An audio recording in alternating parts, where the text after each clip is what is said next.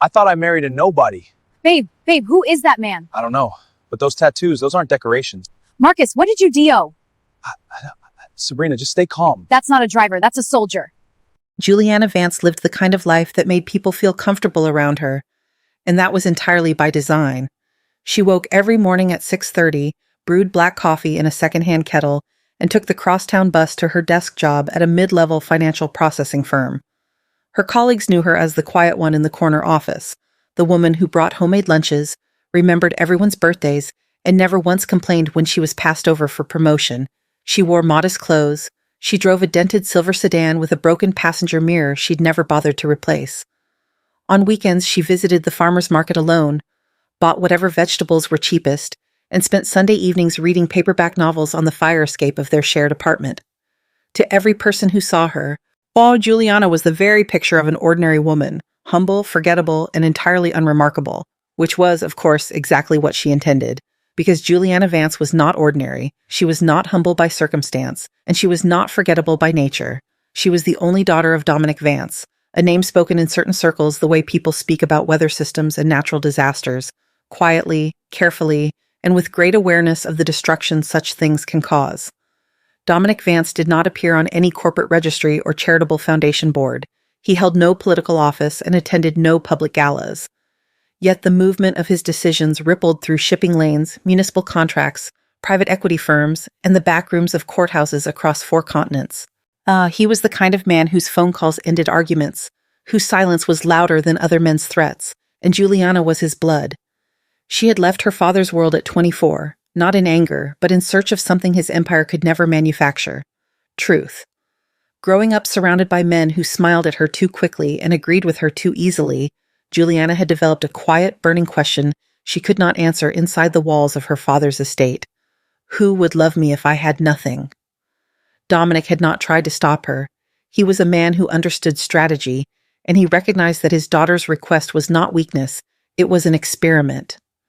Before she left, he sat with her in his study and said only this: 3 years, Juliana. Learn what you need to learn, but do not forget what you are. She kissed his cheek. Shaz packed 2 suitcases and disappeared into the city. Only 3 people on Earth knew where she had gone and who she truly was. The first was her father, Dominic, who monitored her well-being from a careful distance, never interfering, but never fully letting go. The second was Victor Markov, a broad, shaven-headed man whose neck and scalp were covered in the dark, geometric tattoos of an organization that predated most governments. Victor had served the Vance family for 19 years. He was not Juliana's bodyguard in the traditional sense. He was something closer to a guardian, present only when the situation demanded it, invisible the rest of the time. The third was her older cousin, Elena, a sharp-eyed corporate attorney who handled Juliana's back-end affairs, the quiet redirections of contract bids, the anonymous calls to hiring committees, the careful maintenance of a life that looked ordinary from the outside while remaining structurally protected from within. Together, these 3 formed the invisible scaffolding of Juliana's secret life. And apart from them, no one, not a single soul, knew the truth. She liked it that way. She took genuine pleasure in the smallness of her civilian existence. She liked crowded buses and cheap restaurants. She liked being able to walk into a coffee shop and have no one look up. She liked that her neighbors argued with her about parking spaces and her coworkers complained to her about the broken office printer, because these were the complaints of people who saw her as an equal, as a person, not as a name. Yet what she had not planned for, what no amount of strategic thinking had prepared her for, was Marcus Thorne. Marcus Thorne had grown up with a specific image of the man he intended to become, and he had spent his entire adult life sprinting toward that image as though it might disappear if he slowed down. He was the second son of a school librarian and a mid-level city clerk. Decent people, loving people, people who had worked 40-year careers and retired on pensions that just barely covered their modest needs. Marcus loved his parents. He also spent his childhood quietly, fiercely determined never to live the way they had. He studied finance on a partial scholarship, graduated with distinction, took his first corporate job at 22 and treated every rung of the ladder like something to conquer rather than climb. In it, he was charming when charm was useful and relentless when charm fell short. By 28, he was a mid-senior analyst at a regional consulting firm with a reputation for closing deals that other associates couldn't. He told people he was driven. He told himself he was exceptional. What he hadn't yet found was someone who made him feel that the life he was building was worth something beyond the numbers. Someone steady, someone who didn't want anything from him. He was 31 when his path crossed with Juliana's, and for a moment she was exactly that person. They met the way most real things begin, without ceremony and without warning. It was a Thursday evening in early autumn, and Marcus had stayed late at the office to finish a client proposal and stopped at the small wine bar 2 blocks from his building on the way home, the kind of place with exposed brick and handwritten menus that he usually considered beneath his aesthetic, but which was the closest option when exhaustion overtook preference. Juliana was already there, seated alone at the far end of the bar, nursing a glass of white wine and reading a paperback novel with a cracked spine. She was not dressed to be noticed. She was, in fact, doing the very opposite. And yet something about her stillness caught his eye in a room full of people performing their Friday Eve energy. She looked like the only person in the bar who didn't need anything from it. He sat 1 seat away. She didn't look up. He ordered. She turned a page. He laughed, quietly, to himself, and said, "What's the book?" She glanced up, considered him briefly, the way a person considers weather before deciding whether to carry an umbrella. Then she held up the cover. It was a biography of a mid-century shipping magnate, dense, unmarketable, and entirely the kind of book no one reads for fun. "That's not a casual read," he said. "No," she agreed. "But he made interesting decisions under pressure. I find that useful." Marcus Thorne, who prided himself on reading people quickly, had absolutely no idea what to make of her. And that, more than her face, more than anything else, was what made him stay. They did not fall in love quickly. Juliana did not fall in love quickly with anything. She had trained herself out of the reflex. But Marcus was persistent in a way that felt less like pursuit and more like genuine interest. And she found herself curious about a man whose ambition was so undisguised, so nakedly worn, that it had a kind of honesty to it. They met for coffee twice, then dinner once. Then, slowly, without either of them formally deciding it, they became part of each other's weekly rhythm. Marcus talked often about his goals, his frustrations with colleagues who didn't think big enough, his vision for the kind of firm he intended to build by 40. Juliana listened. She asked questions that were more precise than he expected, offered observations that were sharper than her quiet delivery suggested, and never, not once, mentioned her background, her father, or the world she had walked away from. She wanted to know the man without the variable of her name corrupting the data. What she saw in those early months was someone genuinely capable, hungry, yes, and perhaps a little too comfortable with his own narrative, but capable. He worked hard. He cared about doing things well. He was, she believed, a man whose better instincts could win over his worst ones, given the right environment. She chose to be that environment. They were married 14 months after the wine bar. The ceremony was small, 30 guests, a civil registrar, a modest hall. Marcus had wanted something larger, but Juliana had held firm, and he had softened, charmed by what he read as her simplicity. He had no idea that her father had watched the ceremony on a private feed from an estate overseas, with Victor standing silently at his shoulder, and that Dominic Vance had simply nodded once and said, "She knows what she's doing, let her." After the wedding, Juliana continued going to work. She continued taking the bus. She continued being, to all outward appearances, a perfectly ordinary woman living a perfectly ordinary life beside a man she had chosen to believe in. What Marcus never saw, what he was never meant to see, were the quiet phone calls she made on her lunch breaks, the emails routed through intermediaries. The moment she mentioned, almost casually to Elena, that Marcus's firm was pitching a government infrastructure contract, and the way that contract found its way to Marcus's desk 3 weeks later, approved without a single revision. Marcus had held up the signed contract at dinner that night, grinning with the particular joy of a man who believes he has just proven something about himself. "Told you," he'd said. "All it takes is the right pitch." Juliana had smiled at him from across the table, soft, warm, and entirely unreadable. "You worked hard for that," she said, and she meant it as something more complicated than a compliment. What she didn't know yet, what she had not allowed herself to consider, was that the man across the table was not growing into his better instincts. He was growing into his worst ones. And a woman named Sabrina Lowe was about to make sure of it. Juliana had been 24 years old the morning she left her father's house, and she remembered every detail of it the way people remember things they suspect they will one day need to justify to themselves. It was a gray October morning, the kind where the light never quite arrives and the whole world feels suspended between one version of itself and another. She had come downstairs with 2 suitcases, good luggage, ironically, the kind with reinforced corners and combination locks, built to last decades, and found Dominic Vance already seated at the long dining table with his morning espresso and his newspaper, as though he had been waiting for her, as though he had known, without being told, exactly what this morning was. He looked at her suitcases, then at her face, then back at his newspaper. "You've made up your mind," he said. It was not a question. "Yes." He folded the paper slowly and set it beside his cup. Dominic Vance was not a man given to dramatic displays. He had no need for them, because the weight of his stillness was already its own kind of pressure. Oh, he was 61 then, silver at the temples, with the kind of face that had stopped being readable to most people sometime in his 40s. But Juliana had always been able to read him, and what she saw that morning was not anger. It was something quieter and more complicated, something adjacent to respect. "You understand," he said carefully, "that what you are is not something you can set aside like a coat.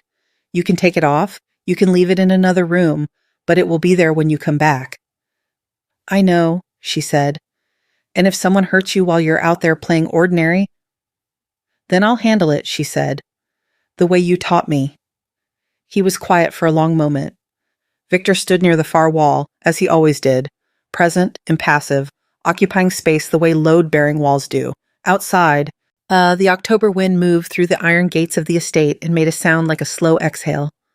Finally, Dominic reached into the breast pocket of his jacket and placed a single card on the table.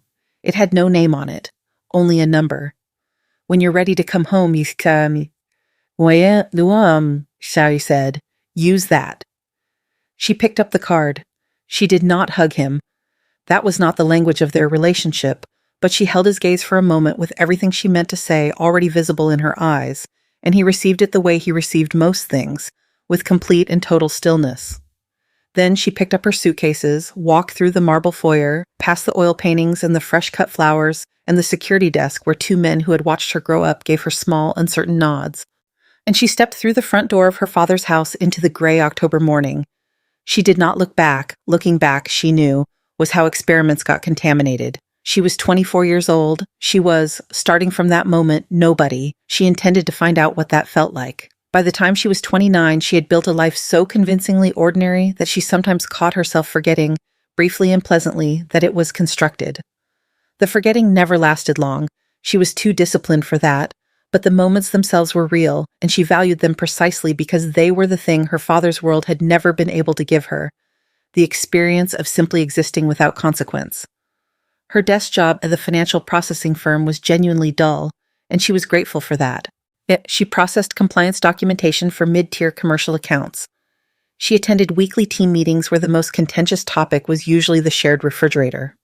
Her manager, a careful man named Gerald who wore the same rotation of 4 ties, had once told her during her annual review that she was reliable and thorough, if perhaps underutilizing her potential. She had thanked him sincerely and asked if there was more she could do to support the team. Gerald had seemed pleased. She had gone home and quietly redirected a $17 million infrastructure tender toward a firm whose contract proposal she had reviewed at Elena's request over the weekend. This was the texture of her double life. Not dramatic, not cinematic, but steady and precise. A phone call here, an email routed through a subsidiary there, a quiet word passed from Elena to the right associate at the right moment. She never inserted herself into anything visibly. She never left fingerprints. She simply created conditions and then stepped back and let those conditions do their work. After she and Marcus married and moved into the house near his office, the scale of her interventions grew in proportion to his ambitions. He had joined a mid-sized consulting firm 2 years before they met, competent but unremarkable in an industry full of competent, unremarkable firms. Marcus's genuine abilities, his presentation skills, his instinct for client relationships, his almost theatrical self-confidence in a room, were real. She had never doubted that. What she understood and what he did not was that talent in his industry was table stakes. What moved the needle was access. And access was something she happened to be positioned to provide. She did it carefully, always at a remove. A word to Elena, who mentioned to a contact, who passed along a recommendation to a procurement officer who had been looking for a reason to award a contract to a smaller, hungrier firm. A suggestion, routed through 3 intermediaries, that a particular city development account might find Marcus's firm a refreshing alternative to the established players. The 7-figure government infrastructure contract that landed on his desk when he was 32 and that his managing partner celebrated with a dinner at a restaurant Juliana did not attend because, as she explained to Marcus, she had an early morning and didn't want to be in the way of his moment. He had kissed her forehead on the way out, already dressed. It is already vibrating with the particular energy of a man who had decided this was his destiny, revealing itself on schedule. "Don't wait up," he said. She didn't.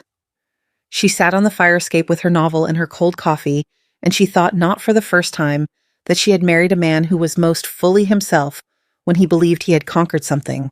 She told herself this was not a flaw so much as an orientation, that with time and stability, the hunger would soften into something more sustainable. That the man who had sat across from her in the wine bar and asked about a shipping magnate biography was still in there underneath the momentum. She told herself this for approximately 8 more months. The shift, when it came, did not arrive as a single moment. It arrived the way most erosions do, gradually and then all at once. And then Marcus had always carried a certain narrative about himself, but in the year following the infrastructure contract, that narrative calcified into something that no longer had room for revision. He began reading books about high-performance mindsets and leaving them, spines prominently visible, on the nightstand. He started using phrases like, "most people don't have the discipline," and "the average person isn't willing to make these sacrifices," in conversations that hadn't asked for them. He joined an online community of men who described their life philosophy using Greek letters, and he began periodically relaying their principles to Juliana over dinner with the enthusiasm of someone who had recently discovered fire. She listened. She asked measured questions. She did not say what she was thinking. What she was thinking was that a man who has always believed in his own exceptionalism is a manageable thing. But a man who has found a community that confirms his exceptionalism and has then had that confirmation underwritten by a string of professional successes he believes he generated entirely through his own brilliance. That man is something else entirely. That man has begun building a version of reality in which he is the sole architect of everything good in his life. And in that version of reality, Juliana was set decoration. The late nights began in the spring. At first they were plausible. Client dinners, networking events, the kind of social infrastructure that genuinely is part of growing a consulting practice. She didn't question them.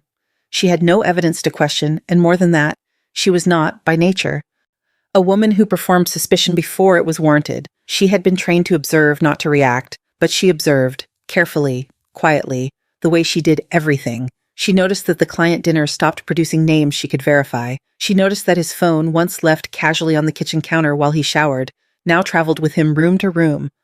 She noticed that he had begun to carry himself differently around her, not cruelly, not yet, but with a quality she recognized from her father's world, the quality of a man who has begun to feel that a particular relationship is no longer commensurate with his self-image.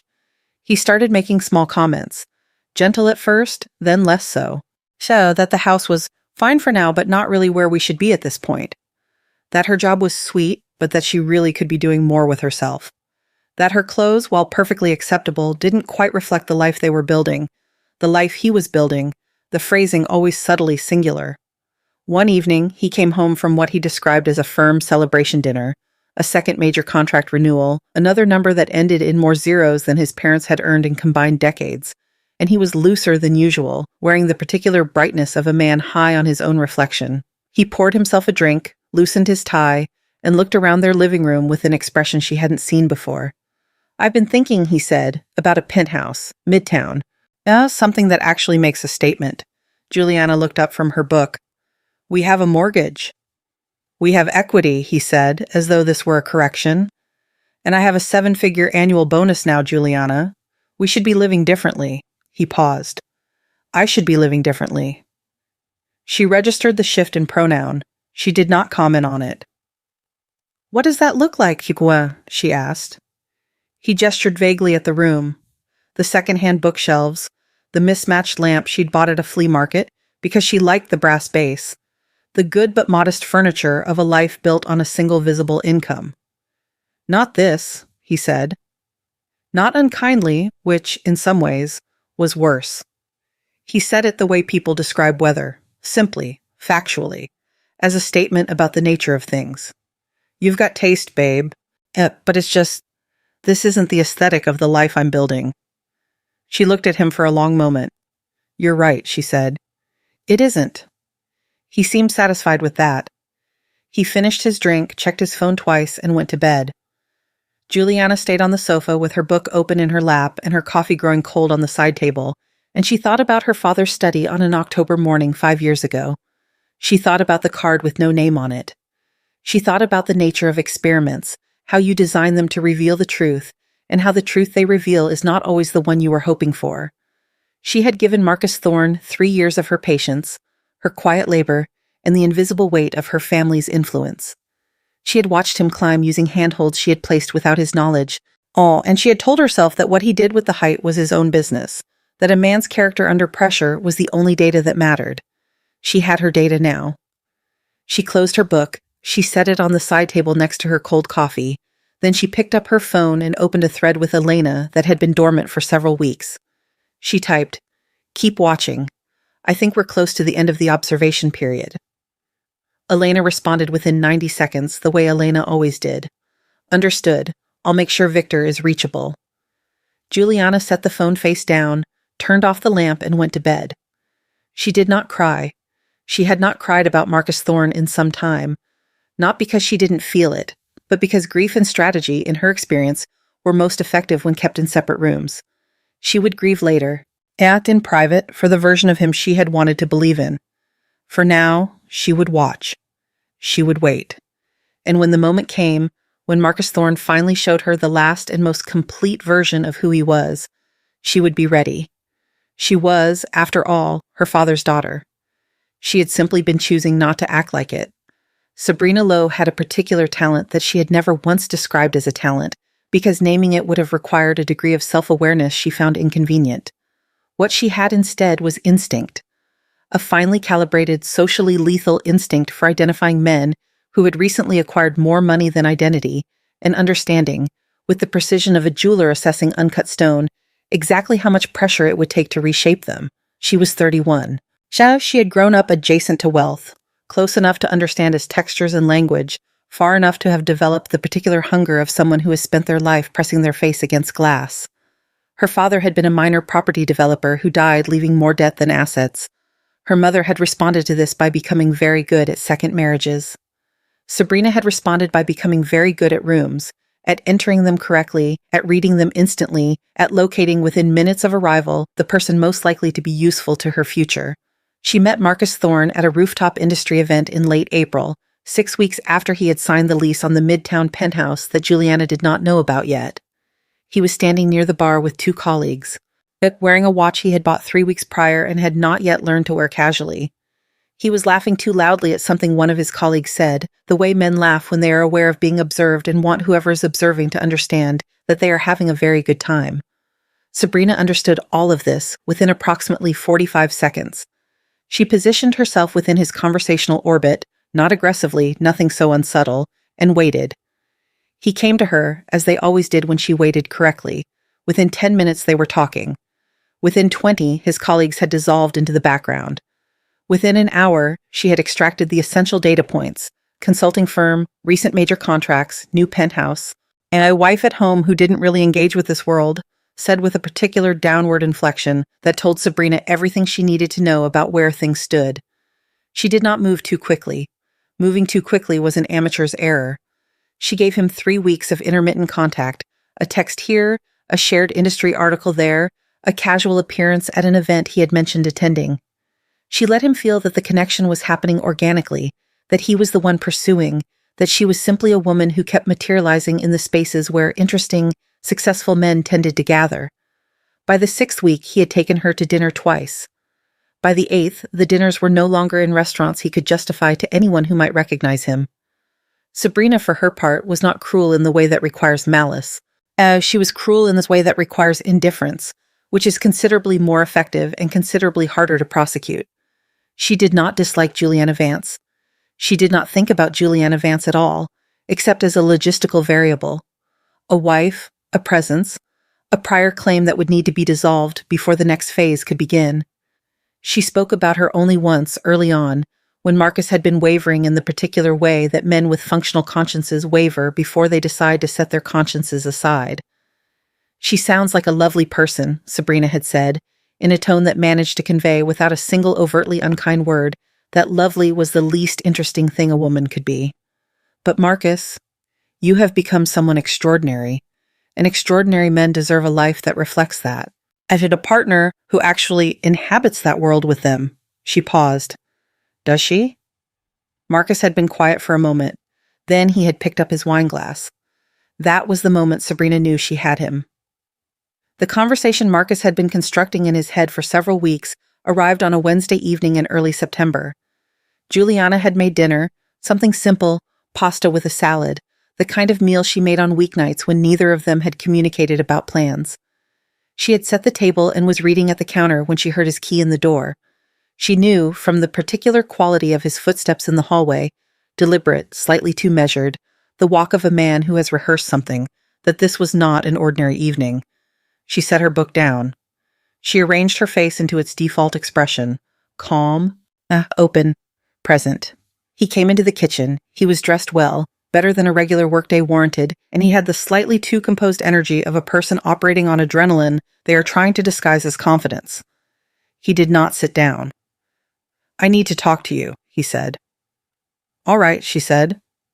He looked at the table, the set plates, the pasta cooling in its bowl, and something moved across his face that might, in a different man, have been shame. In Marcus, it appeared briefly and then was replaced by the firmer emotion he had clearly decided to lead with. I want a divorce, he said. The kitchen was quiet. Outside, a car passed. The refrigerator made its low, constant hum. Okay, Juliana said. She said it the way she said most things, evenly, without performance. And he had clearly been expecting something else, and because the composure she offered him seemed to destabilize his own. He had prepared for tears or anger, or the particular wounded silence of a woman caught off guard. Her simple acknowledgement left him standing in the middle of his rehearsed speech, with nowhere to direct the energy he had built up around it. He pushed forward anyway. I've been doing a lot of thinking, Wendy said, about my life, about where I am and where I'm going, and I know that I've outgrown this. He gestured, as he had on the night of the penthouse conversation, at the kitchen around him, at the modest furniture and the second-hand bookshelves and the brass lamp she liked. All of this. I've worked incredibly hard to build something real, Juliana, something significant, and I need a life around me that matches that. She waited. You're a good person, he said, which in her experience was the thing people said immediately before demonstrating the opposite. But you don't. You haven't grown with me. You're still taking the bus to a filing job. You're still buying things at flea markets. I've tried to encourage you, to show you a bigger vision. You've tried to tell me my lamp is wrong, she said quietly. He paused. Then, I'm trying to say that we want different things. What do you want, Marcus? He straightened slightly. A life that reflects my success. A partner who moves in the same world I do now. Someone who understands ambition, who has drive, Who is Sabrina Lowe? Juliana said. The name landed in the room like a stone dropped in still water. Marcus went very still. Then his expression shifted, through surprise, through calculation, and arriving finally at a species of defiance that she recognized as the particular refuge of men who have been caught and have decided that the best response to exposure is aggression. This isn't about anyone else, he said, his voice taking on a harder edge. This is about you and the fact that you have spent 3 years contributing absolutely nothing to this life we supposedly built together. I made the money, I built the career. I created everything we have. And you... He paused, and she could see him selecting the word he had perhaps always been capable of, but had not until this moment deployed. You have been along for the ride. You've been comfortable on my success, Juliana. That's the truth. You've been a passenger, a leech. The word was precise and he knew it. And he had chosen it the way people choose weapons, for maximum damage at close range. She looked at him for a long moment. Not with anger, not with hurt, with something considerably more unsettling, which was the expression of a person who has just received the last piece of information they needed and is now completely certain about what comes next. A leech, she said. I didn't mean it harshly. Yes, you did. She said it without heat. You meant it exactly as harshly as it sounded. That's fine, Marcus. At least we're being honest. He seemed thrown again by her lack of collapse. He had expected the word to wound her into retreat. Instead, she remained where she was, at the kitchen counter, regarding him with that steady, unreadable patience that had always made him slightly uneasy, and which he had, over time, misidentified as passivity. "I'll have my attorney contact you," he said, recovering his momentum. "The house, the assets, the savings, I've already spoken to someone. Given that you have no income of significance, I think it's fair that—" "Marcus," she said. He stopped. "Go," she said. "We're done here." He left, the door closed. The kitchen resumed its ordinary sounds, the hum of the refrigerator, the distant noise of the city, the small persistent ticking of the clock above the stove that she had bought at the flea market 2 years ago for $4, and which kept perfect time. Juliana stood very still for approximately 30 seconds. Then she walked to the small table near the window where she kept her personal phone, not the work phone, not the phone Marcus knew about, but the older, as unlabeled one that lived at the bottom of her bag, alongside a card with no name on it and a number she had not dialed in 3 years. She picked it up. She found the contact listed only as D and press call. It rang twice, "Juliana?" Her father's voice was exactly as she remembered it, low, unhurried, the voice of a man for whom patience was not a virtue so much as a professional asset. "I'm coming home," she said. A pause. Not surprise. Dominic Vance was not surprised by this. She suspected he had not been surprised by anything in several decades. What the pause contained was something more like acknowledgement, the quiet recognition of a man watching a long-running calculation arrive at its inevitable conclusion. "When?" he said. "Soon. There are papers to sign first." "I see." Another pause. "And the arrangements we made? The contracts, the referrals, the introductions? Take them back," she said. "All of it. Whatever can be reversed, reverse it. Whatever was extended as a courtesy, withdraw the courtesy." She could hear, in the quality of her father's silence, something that might have been satisfaction, or might have been sorrow, or might, in the way of Dominic Vance, have been both simultaneously. "Victor will be available the year to, he said, "when you need him." "I know," she said. "Thank you." She hung up. She set the phone on the counter beside the cooling pasta and the set table and the brass lamp with its flea market base that Marcus had never bothered to understand. She was not crying. She had promised herself years ago in an October morning doorway that she would handle whatever the experiment revealed. Oh, and she had meant it. What she felt was not devastation, but something older and quieter. The particular weight of a woman who loved a man enough to spend 3 years believing in the version of him she had wanted to exist, and who had now received the final, unambiguous confirmation that the version she had loved was a projection, and the man in front of her was real, and the real man had just called her a leech. She picked up the pasta, she covered it with a plate, she put it in the refrigerator because wasting food was something she had never been able to bring herself to do, regardless of the circumstances.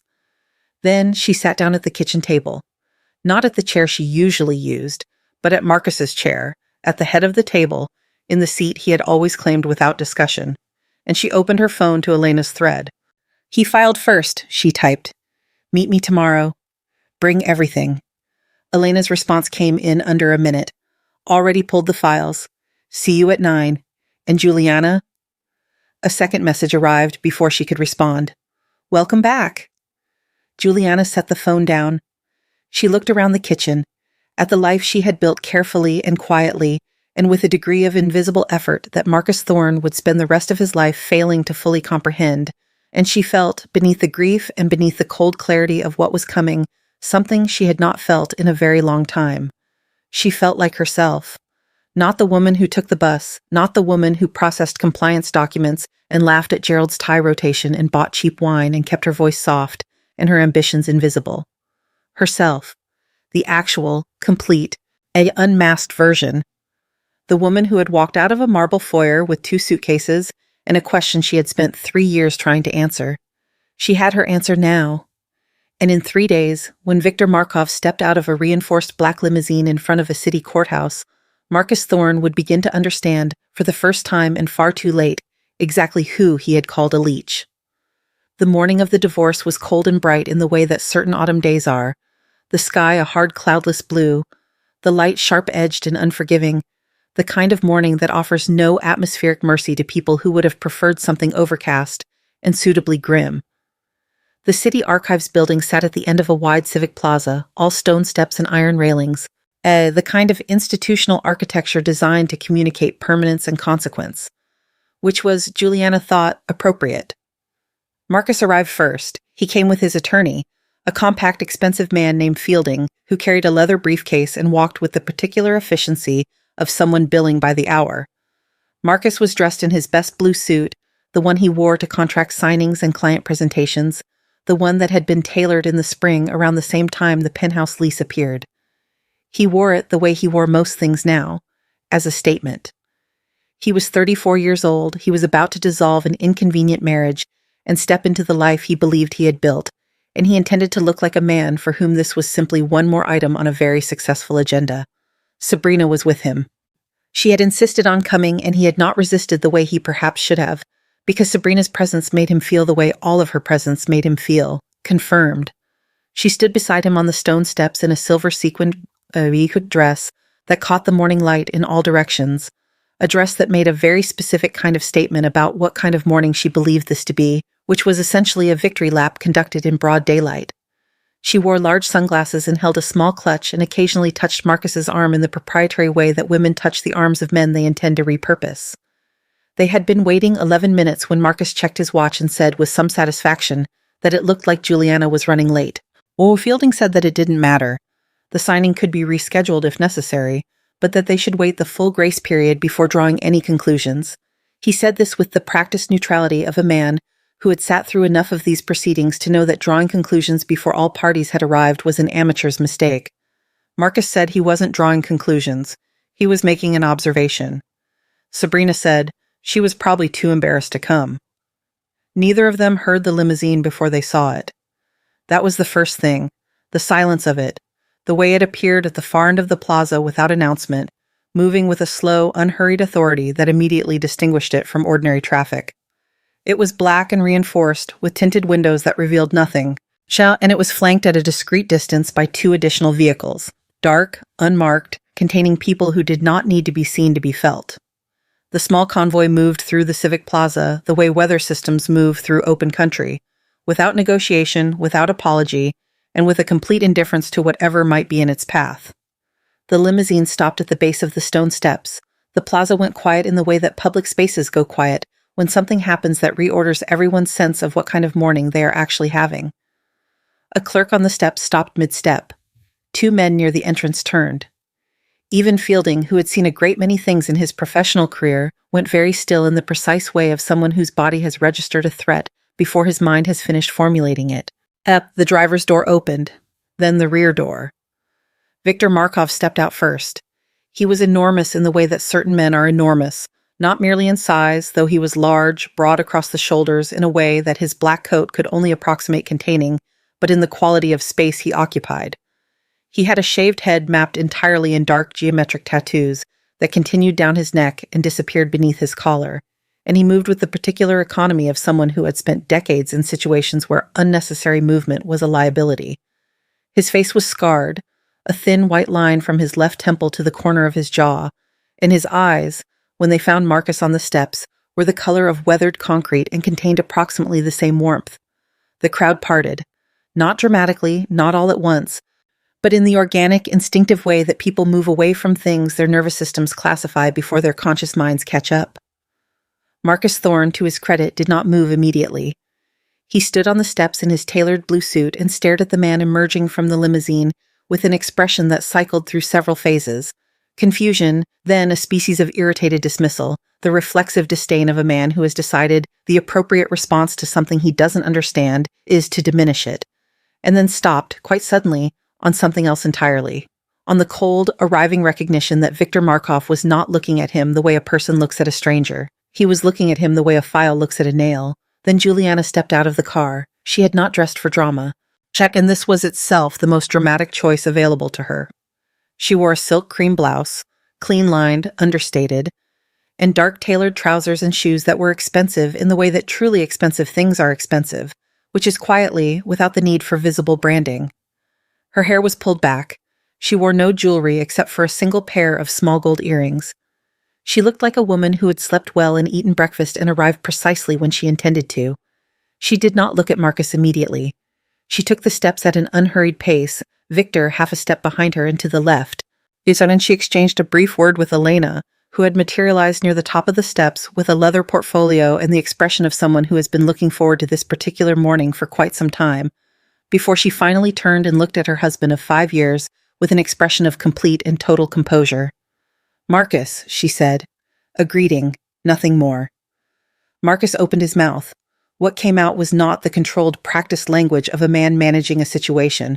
What came out was, what is... Juliana, who is that? "That's Victor," she said simply. "He works with my family." "Your family," Marcus repeated. "Yes? Your family doesn't have..." He stopped. He was recalibrating in real time, visibly, the way a navigation system recalculates when the road it expected turns out not to exist. You grew up in a 2-bedroom apartment in... "I grew up in my father's house," Juliana said. "You've never met my father." She had told him, when they first met, that her parents were gone, which was the version of the truth she gave everyone during those years. Her mother had passed when Juliana was 12. Her father, she had said, was not in the picture. Neither of these statements was exactly false. They were simply incomplete in ways that she had never corrected. Marcus was still staring at Victor. Victor was not staring at Marcus. Victor was looking at the middle distance with the serene patience of a man who has stood in many situations very similar to this one, and has found across 19 years of professional experience that they all conclude in roughly the same way. It was Fielding who spoke first, and with the admirable pragmatism of a man who processes situations in terms of their implications. "Perhaps," he said carefully, "we should move inside." "In a moment," Juliana said. She nodded to Victor. Victor reached into the interior of his coat and produced a folder, thick, dark-spined, closed with a single clip, and held it out toward Marcus, not offered, presented. The distinction was significant. Marcus did not take it immediately. He looked at it the way people look at things they already know, on some animal level they do not want to touch. Then Fielding stepped forward, because that was what Fielding was paid for, and took it himself and opened it and began to read. The silence that followed lasted approximately 40 seconds, and Juliana watched Fielding's face and found it instructive. A professional who had trained his expressions into minimal movement, running out of that training in real time as he processed what the folder contained. "Marcus," Fielding said at last, and his voice had changed.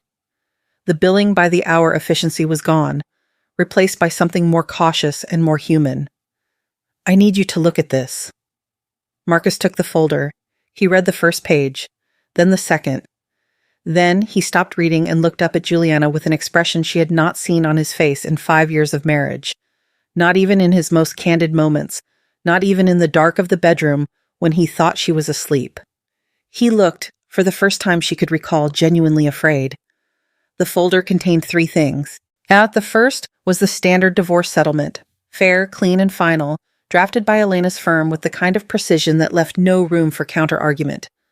The second was a formal repayment notice itemized across 7 pages, accounting for every contract referral, every procurement introduction, every quietly redirected tender and anonymous recommendation that had passed from the Vance family's network into Marcus's professional life over the preceding 5 years. The total figure at the bottom of page 7 was specific and large and printed in the same unadorned typeface as everything else in the document, which somehow made it considerably worse than if it had been highlighted. The third document was a foreclosure notice on the consulting firm's primary operating lease and a withdrawal of 3 anchor client relationships, clients who, Juliana knew and Marcus was only now understanding, had been introduced to his firm through intermediaries connected to her family. Without them, the firm's revenue projections were not diminished. They were negated. "You can't," Marcus started. His voice had lost its architecture. It sounded like a building that has had its supports removed, still briefly standing but no longer structurally coherent. "This isn't... You can't just retroactively..."